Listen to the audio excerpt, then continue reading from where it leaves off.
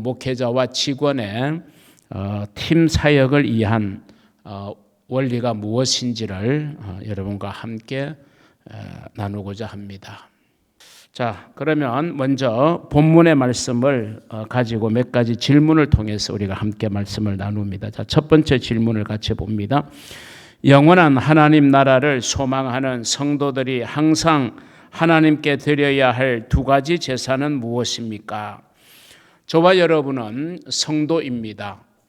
성도라는 것은 단순히 교회를 다니고 또 교회에서 일정한 역할과 직분을 받고 그건 어떤 면에서 보면 외형적인 성도의 모습입니다. 그런데 그것보다 더 소중한 것은 이 성도는 영원한 하나님의 나라에 대한 소망을 가지고 살아야 된다. 우리가 그런 소망 없이도 얼마든지 교회를 출석할 수 있고 얼마든지 그런 소망이 없어도 일정 부분 열심히 교회를 출석하고 또 열심히 신앙생활을 하다가 보면 직분을 받게 되는 경우도 있습니다. 그러나 중요한 것은 직분이 중요한 게 아니고 또 내가 얼마나 교회를 오래 다녔느냐, 열심히 다녔느냐, 그것도 어떤 면에서는 하나의 과정이고 겉으로 드러나는 현상일 뿐입니다. 정말 더 중요한 것은 과연 우리 안에 하나님의 나라를 향한 분명한 소망을 가지고 있느냐, 아니면 그렇지 못하느냐는 우리의 신앙의 질을 결정하는 매우 중요한 요소가 돼요. 그래서 영원한 하나님 나라를 소망하는 것, 그게 바로 성도의 아이덴티티입니다. 성도의 정체성입니다. 성도의 진정한 모습이에요. 저와 여러분에게 과연 영원한 하나님의 나라를 바라보고 사모하고 그 나라를 꿈꾸고 그 나라를 그리워하는 그런 마음이 우리에게 있는가 하는 사실을 우리가 냉정히 한번 돌아봐야 될 필요가 있습니다. 그런 면에서 그런 성도들이라면 우리가 하나님께 드려야 될 두 가지의 제사가 있다 하는 것이죠. 오늘 본문 15절 16절을 같이 한번 더 읽어보죠. 그러므로 우리는 예수로 말미암아 항상 찬송의 제사를 하나님께 드리자. 자, 첫 번째 15절에서는 무슨 제사를 드려야 된다? 찬송의 제사. 옛날 개역 성경에는 찬미의 제사 이렇게 표현하고 있어요. 찬양, 찬미 같은 의미죠. 우리가 하나님의 이름을 높이고 하나님이 하신 일을 높이는 게 바로 찬송이고 찬미이죠. 그 찬송의 제사를 우리는 끊임없이 드려야 된다라고 하는 것이고요. 자, 그다음에 두 번째 제사는 16절을 같이 봅니다. 오직 선을 행함과 서로 나누어 주기를 잊지 말라. 하나님은 이 같은 제사를 기뻐하신다. 두 번째 제사는 무슨 제사라고요? 선을 행하고 나누어 주는 것을 좋아하는 것. 이게 하나님이 기뻐 받으시는 제사다. 그럼 이걸 조금 이제 단어로 설명하면 무엇과 무엇의 제사다? 선행과 구제의 제사다. 선을 행함, 선행, 그리고 나누어 주는 것, 구제. 우리가 하나님 앞에 드려야 될, 맺어야 될 진정한 제사 열매는 뭐냐? 첫째는 찬송의 제사다. 찬송의 열매를 맺어야 되고, 두 번째는 선행과 구제의 열매를 맺는 이 제사가 우리 안에 있어야 된다는 겁니다.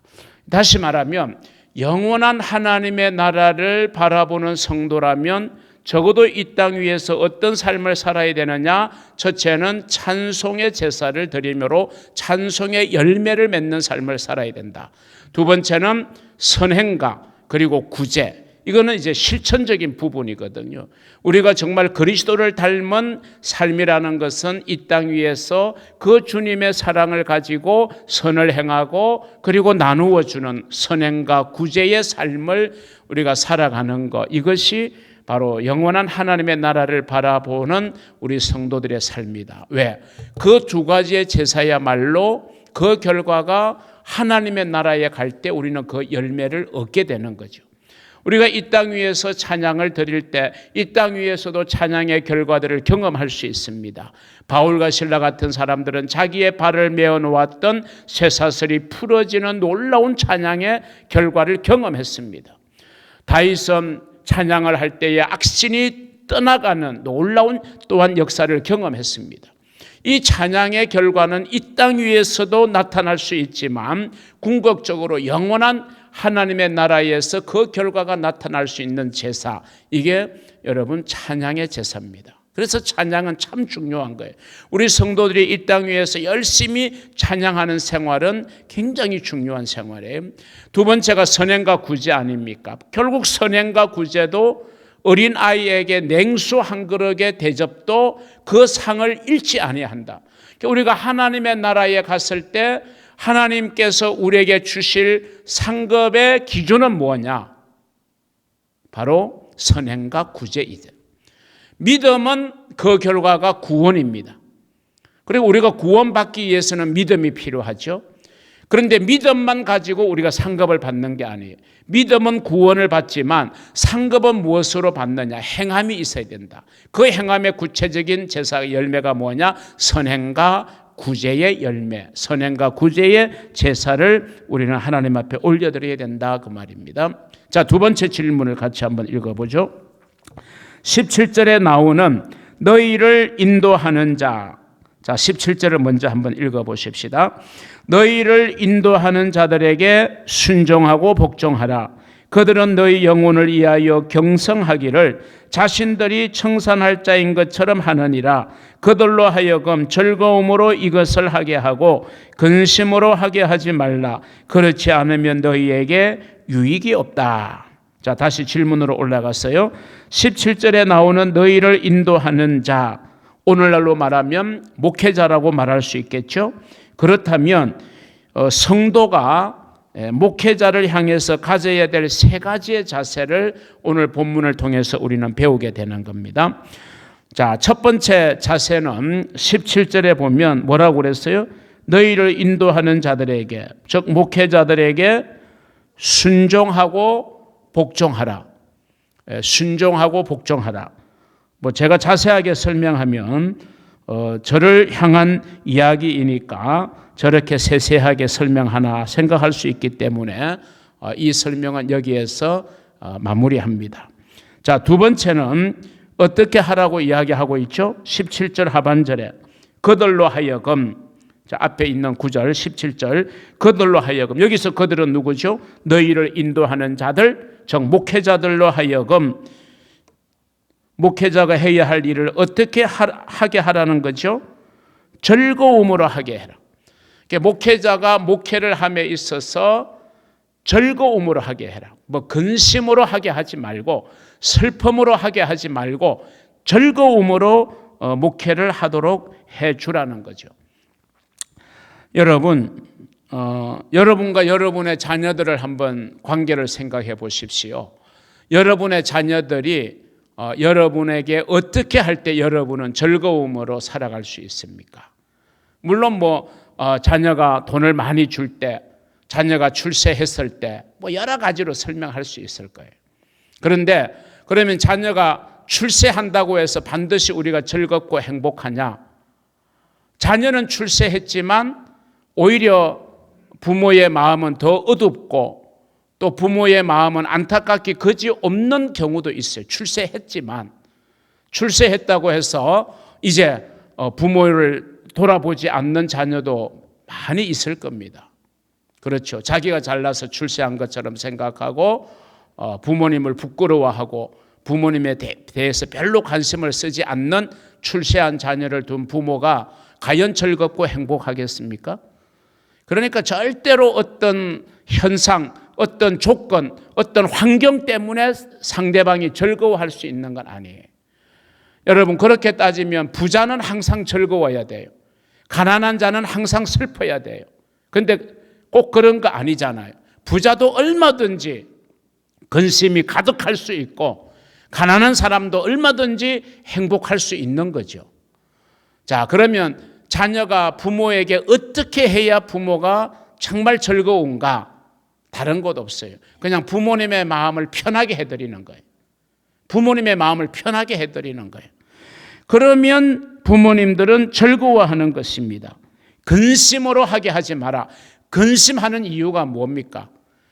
자식의 어떤 상황 때문에 근심하는 게 아니라 자식이 부모의 마음을 아프게 할 때, 그 자식이 비록 성공했어도, 그 자식이 높은 지위에 올라 있어도 그것 때문에 기뻐하는 것도 아니고 그것 때문에 슬퍼할 수 있는 것도 아니라, 그것은 부모의 마음을 어떻게 해주느냐에 따라서 부모의 마음이 즐거울 수도 있고 아니면 부모의 마음이 슬플 수도 있다. 근심될 수도 있다. 그래서 두 번째 자세는 뭐라는 거죠? 목회자로 하여금 어떻게 하도록 도우라? 즐거움으로 사역하도록 해주라. 이게 중요한 거예요. 즐거움으로 하도록. 그러면 여러분, 목회자한테 사례비를 많이 주면 목회자가 즐거워할까요? 물론 그럴 수 있는 목회자도 있겠죠. 그런데 저는 그렇게 생각하지 않습니다. 사례비 많이 준다고 목회자가 즐겁다? 그럼 그건 완전히 싹군 목자 중에 싹군 목자죠. 저는 스스로 제 사례비를 동결하라 늘 저는 재정부에게 이야기하기 때문에. 왜? 사례비 조금 더 준다고 제가 넉넉하게 사는 거 아니고, 사례비 조금 준다고 제가 막 부족해서 빌어먹고 사는 거 아니고, 적게 주면 적게 주는 대로, 적당하게 주면 적당하게 주는 대로 그저 자족하고 일용할 양식 삼고 살아갈 수 있는 거죠. 그렇지 않고 많이 벌려고 생각하면 왜 제가 목회자 하겠어요? 다른 길 걸어갈 수 있죠. 그러니까 사례비 조금 더 주고 덜 주고 여기에 목회자의 어떤 마음이 좌우되지는 않아요. 흔들리지도 않아요. 다른 것 때문에 목회자한테 늘 식사 대접한다고 목회자가 즐거워하고 식사 대접 안 해준다고 목회자 마음이 근심되겠어요? 저는 그렇지 않아요. 적어도 여러분, 다른 것 없어요. 저는 목회자니까 목회를 위해서 부름받은 사람이에요. 그러잖아요. 그러면 제가 하는 목회를 전적으로 이해해주고, 제가 잘못된 방향으로 가지 않는 한 이해해주고, 또 목회자가 목회하는 게 주 업무니까 적어도 목회하는 일에는 좀 표현이 이상하지만 딴지 걸지 않고, 우리 목사님이 잘못된 방향으로 하지 않는 한 목사님의 목회 방침과 목회 철학을 이해하고 또 공유하고 공감하면서 기쁨으로 마음껏 목회하도록 돕는 것. 여러분, 이게 사실은 좋은 즐거움으로 일하게 되는 배경이에요. 그렇게 믿어주면, 그렇게 즐거움으로 하게 해주면요, 더 책임감이 느껴지고 더 잘해야 되겠다는 마음이 들게 되지. 목사님 마음껏 목회하라 한다고 해서 제가 제 마음 멋대로 한다면 그건 잘못이죠. 제 잘못이죠. 그러나 여러분, 사사건건 간섭하면 그게 여러분 목회자는 그게 오히려 마음에 무거움이 있는 거예요. 야, 내가 이거 목회하는 거야, 아니면 내가 사람 비위, 저 사람 생각, 저 사람 어떤 견해를 자꾸 내가 맞추기 위해서 따라가야 되는 건가, 이런 생각이 들면 저는 목회자로서의 비애감이 드는 거죠. 네. 저희 교회 장로님들이 참 저는 자랑스럽다 생각을 합니다. 제가 부임했을 때부터 좀 그 당시 교인들은 알 수 있습니다. 별 그렇게 분위기가 좋지는 않았죠. 목회자에 대한. 왜냐하면 그들이 원했던 사람도 아니었고, 하여튼 그래요. 너무 자세하게 지나간 이야기니까 하면 안 되고. 그러나 이내 장로님들이 딱 뜻을 정하고, 목사님 마음껏 목회하십시오. 우리는 전적으로 목사님을 뒷받침하겠습니다. 목사님 생각이 어떻습니까? 목사님 생각대로 하시죠. 이렇게 그동안 제가 지금 부임한 지가 이제 15년째 제가 되었거든요. 처음에는 조금 그랬지만 이내 우리 장로님들께서 저를 이해해 주시고 또 제 목회 비전을 생각하시고 그냥 전적으로 목사님 소신껏 하십시오. 목사님이 원하시는 대로 하십시오. 목회는 목사님이 하는 거고 우리 장로님들은 그저 목사님을 뒷바라지하고 목사님을 돕는 것이 우리의 사명이고 그걸 더 잘 잘하지 못하는 게 늘 안타까운 뿐이지 정말 목사님 마음껏 하시고 싶은 대로 하세요. 그렇게 우리 선배 장로님들이 쭉 해오셨기 때문에 제가 진짜 부족하고 능력에 좀 한계도 느끼고 여러 가지로 모자라는 부분이 많지만 그럼에도 불구하고 오늘까지 잘 그래도 목회할 수 있도록 한 것은 바로 우리 그런 장로님들이 전적으로 저를 신뢰해주고 밀어주고 그냥 모든 일에 대해서 목사님의 결정에 수긍을 해주고 목사님 생각하시는 대로 하시라고 그렇게 해주고 왔기 때문에 그래도 오늘 제가 부족하지만 여기에서 그래도 잘 목회자로서 살아갈 수 있게 되어졌다고 하는 점에서 저는 참 우리 장로님들을 존경하고 참 보배로운 장로님들이다 이렇게 생각을 합니다. 그래서 어차피 목회자는 목회를 위해서 소명을 받았고 목회를 위해서 부름을 받았기 때문에 목회는 목회자의 어떤 목회 철학과 목회 비전을 가지고 해 나가는 것이고 그 목회의 철학과 비전에서 우리 직원들은 전적으로 따르고 순종하면서 그렇게 한 팀워크로 나가게 되는 것, 이게 사실은 교회로서는 참 아름다운 그런 모습이거든요. 그렇게 해 나올 수 있었던 것은 우리 장로님들이 그만큼 저를 잘 받쳐 주었다라고 하는 것입니다. 자, 그 다음에 세 번째 18절 상반절인데요. 오늘 그 구절은 조금 차질이 있었네요. 그렇게 하지 18절도 나와야 되는데 나오지 않았는데 18절에 보면은 뭐 하라 그랬죠? 기도해 주라. 목회자를 위해서 기도해야 된다. 이게 이제 중보기도거든요. 그래서 직원들은 목회자를 위해서 기도해야 돼요. 특별히 권사님들은 목회자를 위해서 기도해야 돼요. 그래서 정말 좋은 권사님은 어떤 권사님이냐?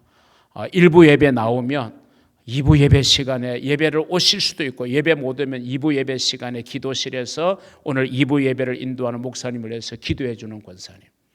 또 내가 2부 예배에 주로 오면 1부 예배 시간에 와서 예배에 함께 1, 2부를 해 주시든지 아니면 기도실에서 오늘 드리는 1부 예배가 정말 은혜로운 예배가 되고 예배를 인도하는 목사님을 위해서 그리고 정말 은혜를 받아야 될 성도들을 위해서 중보 기도하는 권사님, 그게 진짜 좋은 권사님이에요. 다른 권사님이 좋은 게 아니라 교회를 위해서 목회자를 위해서 성도를 위해서 끊임없이 중보의 기도를 드리는 권사님, 그런 권사님이 많아야 여러분 교회가 좋은 교회가 되는 거예요.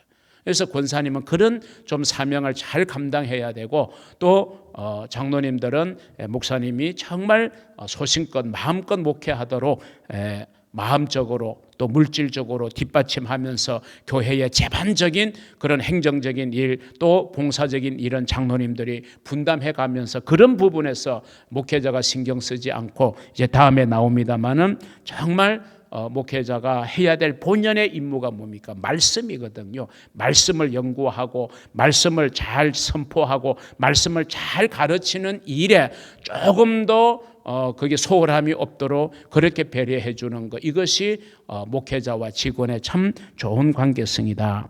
자, 그 다음 질문을 한번 보죠.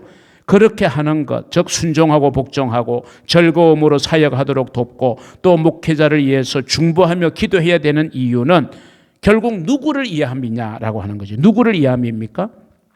17절 마지막에 보세요. 너희에게 유익이 없다.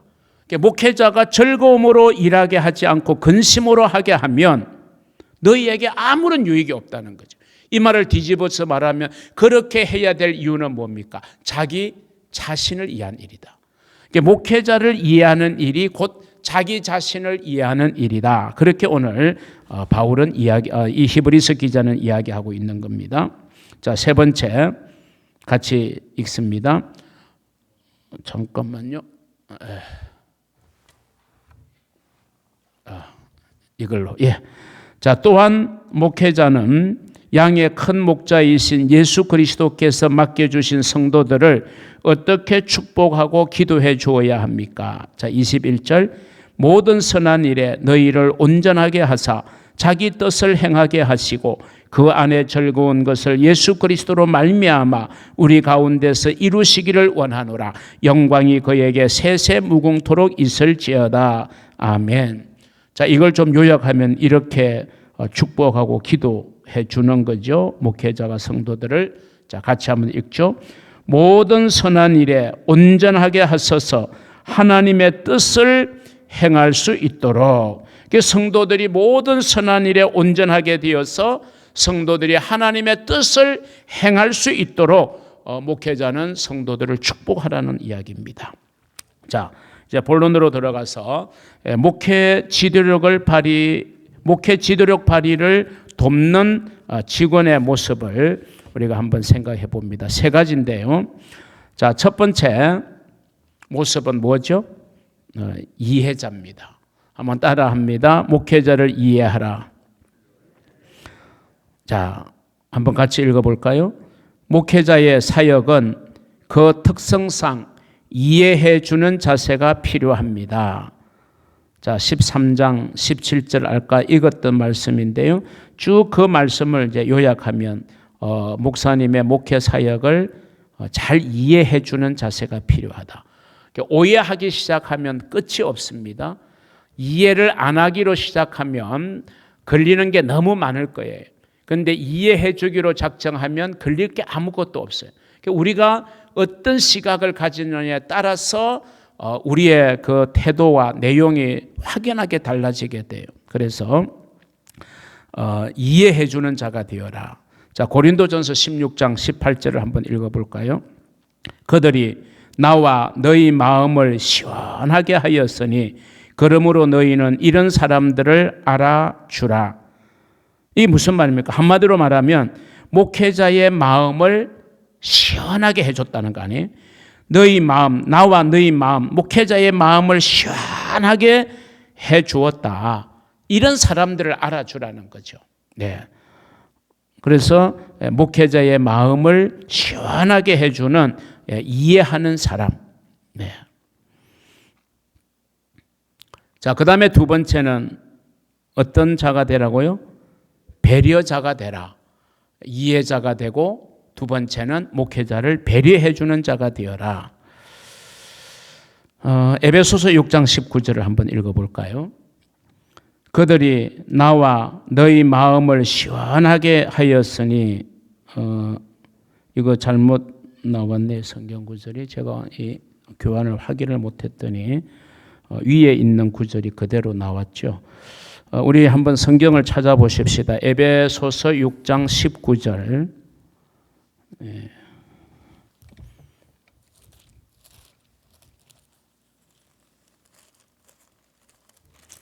에베소서 6장 19절 말씀 같이 한번 봅니다. 또 나를 이해하여 구할 것은 내게 말씀을 주사 나로 입을 열어 복음의 비밀을 담대히 알리게 하옵소서 할 것이니. 바울이 자기를 이해하여 무엇을 기도해야 되느냐? 내가 말씀의 전파자로 부족함이 없게 해달라고 기도해달라. 이게 바울의 에베소 교인들을 향한 기도의 요청 내용입니다. 다른 거 구하지 않았어요. 뭐 나의 삶의 편안, 건강함 뭐 이런 게 바울은 원했던 기도 제목이 아니라 어차피 바울은 복음 전파자고 복음 전도자고 말씀 전파자이기 때문에 나로 복음의 말씀을 담대하게 전하는 복음 전도자가 되게 해달라. 그렇게 좀 기도해달라. 이게 바울의 기도 요청이었거든요. 자, 위의 문장을 한번 읽어볼까요? 목회자가 말씀 연구와 가르침, 전파에 몰두할 수 있도록 배려해 주는 것이 중요하다. 우리가 초대교회 7 집사를 선택했던 이유가 뭡니까? 사도들의 업무가 너무 과중했죠. 사실은 사람들에게 구제품을 나누어 주는 거 이건 얼마든지 성도가 할 수 있는 일이거든. 그런데 이것까지 목회자가 하다가 보니까 자꾸 사람은 많아지고 일의 업무는 가다되어지고 또 불만이 생기게 되고 그렇게 시간을 빼앗기니까 목회자는 기도하는 일과 말씀 전하는 일에 전무하지 못하게 되고 그래서 이제 사도들이 생각해서 이거는 내가 지금 잘못하고 있는 거다. 그래서 교인들 가운데 정말 칭찬 듣는 지혜와 믿음과 성령이 충만한 사람을 뽑아서 이런 구체적인 업무 일들은 맡기고, 목회자는 목회자 본연의 기도와 말씀 선포에 집중하자, 그런 이제 결단을 하게 되는 거잖아요. 그러니까 목회자가 이 말씀을 전하는 것에 지장을 초래하지 않도록 배려해 줄 필요가 있다라고 하는 것입니다. 자, 세 번째는 뭐가 되라는 거죠? 후원자가 되라 하는 겁니다. 후원자. 목회자의 이해자가 되고 배려자가 되고 그다음에 후원자가 되라. 자, 마태복음 7장 12절을 한번 볼까요? 그러므로 무엇이든지 남에게 대접을 받고자 하는 대로 너희도 남을 대접하라. 이것이 율법이요 선지자다. 우리가 남을 대접하는 것처럼 우리가 목회자를 후원해 주는 게 필요한데요. 자, 빌립보서에 보면은 바울이 이런 고백을 하죠. 빌립보 교회는 바울이 옥에 갇혀 고생할 때 이 바울을 돌보아 주었다는 거, 후원해 주었다는 거예요. 자, 그걸 이제 우리가 빌립보서 4장 16절로 18절에서 한번 읽어봅니다. 같이 한번 읽습니다. 데살로니가 있을 때에도 너희가 한 번뿐 아니라 두 번이나 나의 쓸 것을 보내었도다. 내가 선물을 구함이 아니요 오직 너희에게 유익하도록 풍성한 열매를 구함이라. 내게는 모든 것이 있고 또 풍부한지라. 에바브로디도 편에 너희가 준 것을 받음으로 내가 풍족하니 이는 받으실 만한 향기로운 제물이요 하나님을 기쁘시게 한 것이라.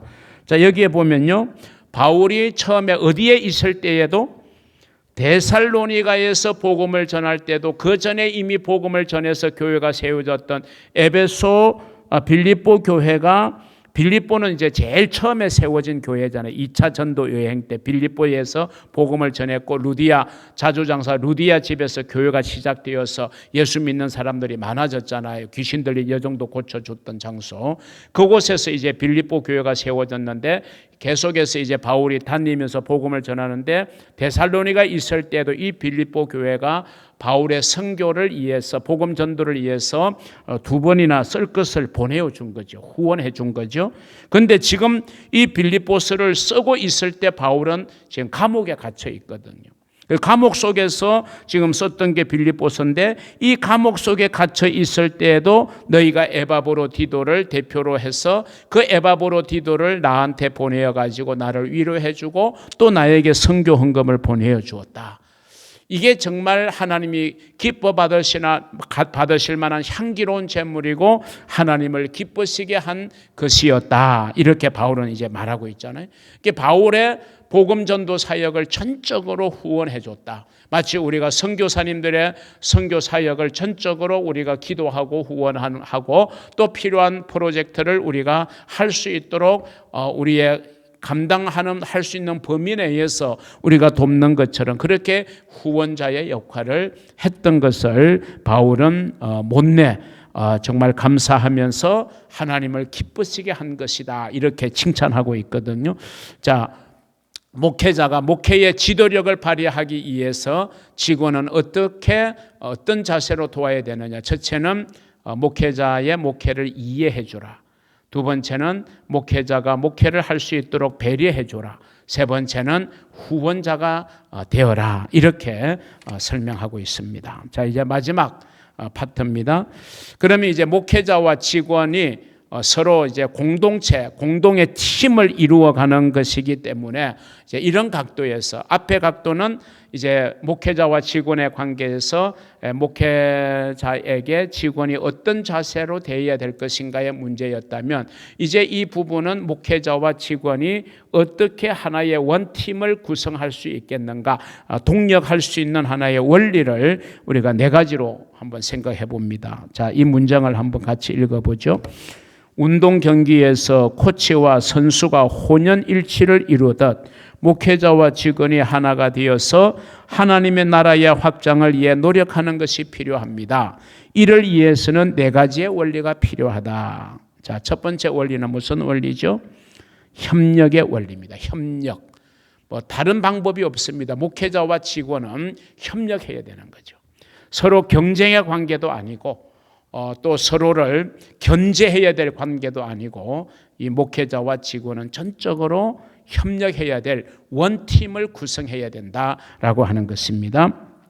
자, 협력을 하기 위해서는 세 가지의 중요한 요소가 있어요. 그 첫 번째가 신뢰하는 거예요. 서로를 신뢰해야 돼요. 두 번째가 존중해야 됩니다. 서로를 존중하고, 그리고 세 번째가 서로를 배려해야 됩니다. 신뢰와 존중과 배려, 이것이 서로를 협력하게 하는 매우 중요한 요소다. 신뢰의 관계가 깨어지면요, 협력이 안 되는 겁니다. 서로를 존중해 주지 않으면 또 협력은 안 되는 거예요. 서로를 배려하지 않으면 또 협력은 안 되는 거죠. 이 신뢰와 존중과 배려는 협력을 위한 세 가지 아주 중요한 요소다. 우리가 이걸 꼭 기억했으면 좋겠어요. 자, 두 번째 원리는 무슨 원리다? 의사소통의 원리다. 서로 소통할 수 있어야 돼. 소통 관계, 일방 통행이 아니라 양방 통행으로서 서로의 의견을 잘 소통하는 이 소통의 장이 막히면 안 되겠다 하는 거죠. 같이 읽어봅니다. 열린 마음으로 서로를 포용하며 경청하는 아름다운 대화가 필요합니다 하는 것이죠. 서로 소통하고 포용하고 경청하는 이런 태도가 필요하다. 그 다음에 세 번째는 변화의 원리가 필요하다. 변화. 그래서 교회는 끊임없이 개혁되어야 되고 변화되어져 가야 된다. 이전에 편함에 안주해 있어서는 안 되고, 또 기득권에 편안하게 기대려고 해서도 안 되고, 끊임없이 우리는 변화를 이루어 가야 된다. 그래서 목회자와 성도가 서로 그런 마음을 가져야 되고, 기존 신자와 새 신자가 또 서로 간에 그런 마음을 가져야지, 너는 여기에 온 지 얼마 안 됐으니까 너는 아무 말 하지 마, 아무거 하지 마, 너는 잠잠히 있어, 아직은 때가 아니야, 이런 자세도 아니라는 거죠. 결국 우리는 성장을 하기 위해서는 변화가 필수적이고, 그 변화를 이루기 위해서 우리 목회자와 직원은 어떤 사람이 되어야 되느냐? 비저너리, 즉 비전과가 되어야 된다. 비전을 함께 품어야 된다는 거죠. 이 하나님의 교회를 어떤 교회로 만들어 가야 하나님이 기뻐하는 교회가 될 것인가에 대한 비전의 공유가 있어야 돼요.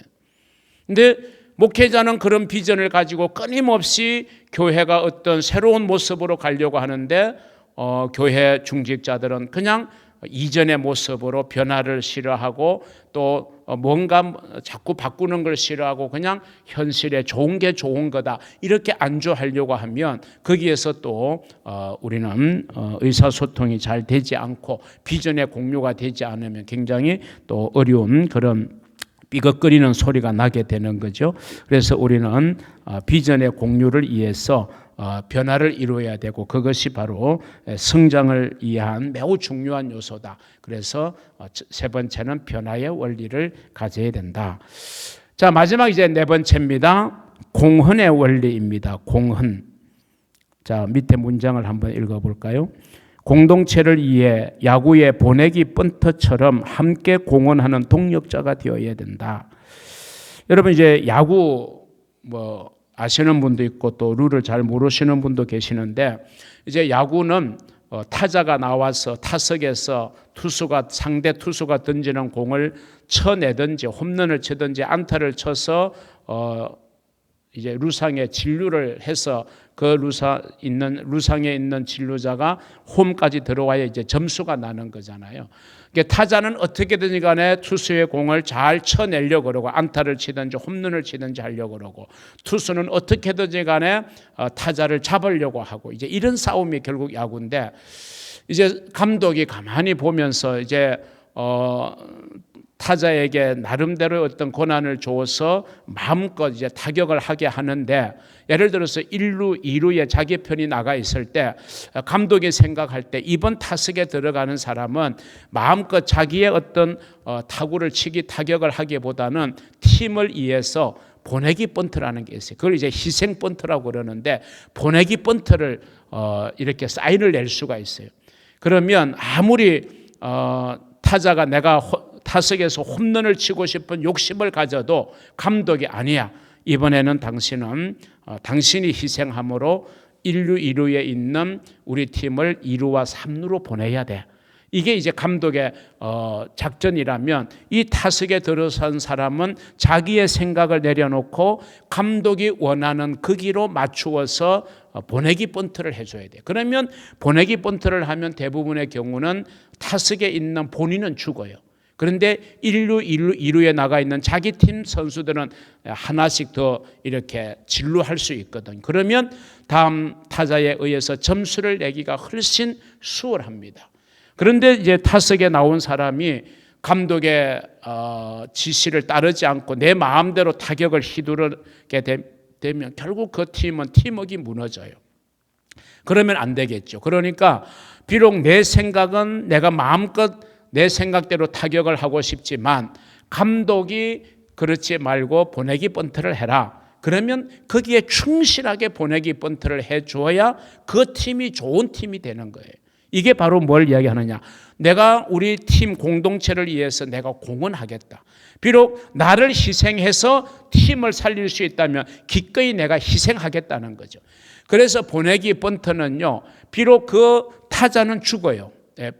다른 사람을 살리기 위해서 자기는 죽어요. 그렇다고 해서 그 사람의 타율을 계산할 때 보내기 번트는요, 죽은 것으로 계산하지 않아요. 타율에 들어가지 않아요. 왜? 그거는 팀을 위해서 자기를 희생한 거기 때문에 그것은 높이 사는 거예요. 그래서 타율이 떨어지는 일은 없어요. 보내기 번트는 그냥 그것으로 살신성인한 것으로 딱 인정을 해주는 거예요. 그만큼 인정을 받는 거죠. 팀을 위해서 공헌한 거기 때문에. 자기 팀을 더 좋은 주자로 만들기 위해서 자기가 희생한 거기 때문에 그 희생을 이제 높이 쳐주는 거다 그 말이죠. 그런데 자기 죽는 것을 싫어해서 내가 희생 번트 되기 싫어한다면 이건 안 되는 거거든. 우리가 교회 일을 할 때도 그러잖아요. 내 하고 싶은 일만 하면 내 생각대로 내 고집대로만 하다가 보면은 교회가 팀워크가 깨어질 수 있어요.